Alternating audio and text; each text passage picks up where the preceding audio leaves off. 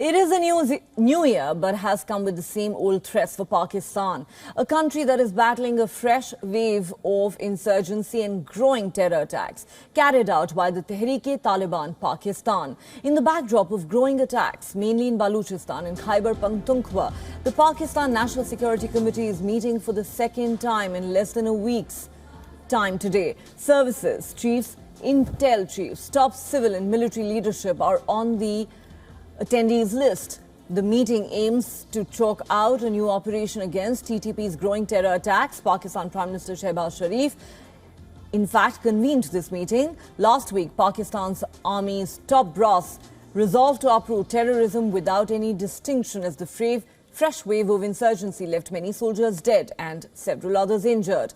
Shehbaz Sharif too reiterated his resolve to uproot the menace of terrorism, claiming he would take all possible steps to control terrorism in all its forms in the country.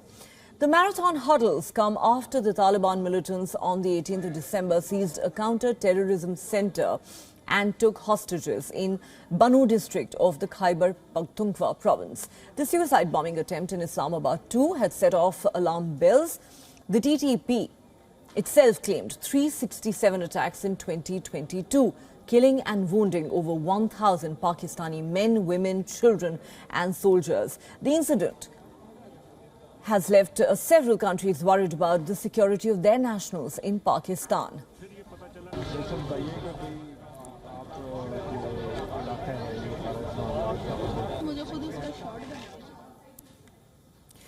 For more on this, we're now joined by Pakistan Bureau Chief Anas Malik.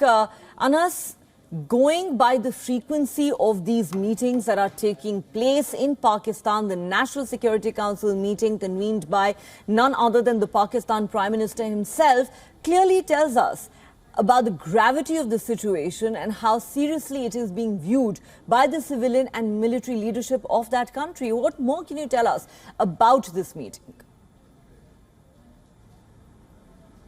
Well, the situation is clearly very, very grave, and it won't be wrong to say that that is one of the reasons that the Pakistani side is huddling up in less than for the second time in less than a week. And what we understand is that there are 2 points on the agenda. One is the economic stability, that is being discussed because we've seen an uptick in the campaign on social media, or what the government says are rumor mills pertaining to Pakistan being defaulted. That is being discussed. That is number one. And number two is, of course, the attacks by the Tehreek-e-Taliban Pakistan, the TTP, the rising attacks. They are being discussed. A methodology or a phased out method is being devised as we speak on how to implement a national action plan, the NAP, that was earlier agreed upon in 2014 after the heinous attack in Peshawar against school-going children. So that is what being discussed. We've seen that the DGFIA, the Federal Investigation Authorities, DG, has also been specially called for this meeting of the National Security Committee, the NSC, that is currently underway, more than 3.5 hours since it began, and the top civil and military leadership both have huddled up to devise a way forward. There are speculations as far as being done by the state media itself that an operation can be launched against terror-linked elements. We've seen that happening in the past. Whether or not this happens again, if it does, then it will be